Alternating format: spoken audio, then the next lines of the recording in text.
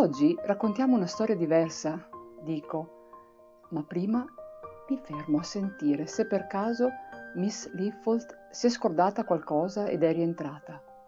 No, via libera. Oggi ti racconto di un uomo venuto dallo spazio. Lei va matta per le storie della gente venuta dallo spazio. La sua trasmissione preferita alla TV è Il mio adorato marziano. Tiro fuori le antenne che ho fatto ieri sera con la carta stagnola e me le ficco in testa.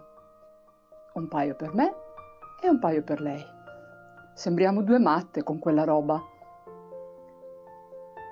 Un giorno un bravo marziano è sceso sulla Terra per insegnarci un paio di cose.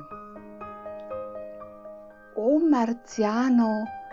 Grande come? Oh, almeno 1,90. Come si chiama?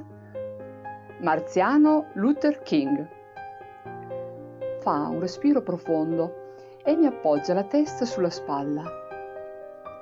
Sento il suo cuore di 3 anni battere forte contro il mio, come delle farfalle che svolazzano sulla divisa bianca.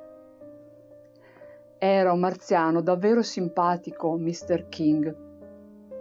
Aveva tutto uguale a noi: naso, bocca, capelli in testa, ma a volte la gente lo guardava strano e a volte,